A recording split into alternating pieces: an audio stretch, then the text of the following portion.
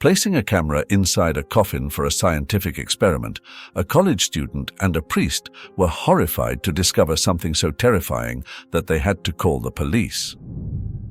Father Jonah sat at his desk, fingers drumming lightly on the worn oak surface. His thoughts raced as he replayed the unsettling video in his mind over and over again. The old camera, nestled inside Mr. Hawkins's coffin, should have recorded stillness, a silent testament to the experiment's failure or success. Instead, it had captured shadows, moving, writhing. The static flickers and soft distortions seemed almost alive. "It doesn't make sense," Jonah murmured to himself, his voice heavy with both curiosity and unease.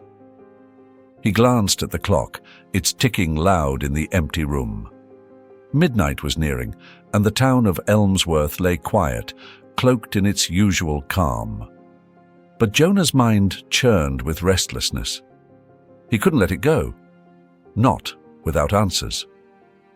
Leaning back, he grabbed his cell phone and scrolled to Dahlia's number. She was the brightest mind he knew when it came to technology, though her bluntness and cynicism were often difficult to handle. Still, if anyone could unravel this mystery, it was her. The phone buzzed twice before her voice cut through, casual and slightly distracted. "Father Jonah, you realize it's past 11, right?" "Yeah, I know. I wouldn't call this late if it wasn't important." His words came fast, tinged with an urgency he couldn't mask. "I need your help with something. Something strange." There was a pause. "Strange like the time you tried to convince me your church bell was haunted?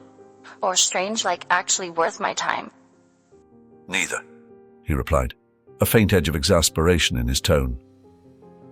"This is real, Dahlia. There's something wrong with the footage we took from Mr. Hawkins's grave. Can you come by tomorrow to take a look?" She sighed audibly. "Fine. But this better not involve ghosts or whatever supernatural junk you usually get excited about." Jonah hung up, feeling a small sense of relief. Dahlia's skepticism was irritating but grounding. If there was a rational explanation, she'd find it. And if not, well, he'd cross that bridge when he got to it. The next day, Dahlia arrived at the church carrying her ever-present laptop and a cup of coffee so large it could barely fit in her hand.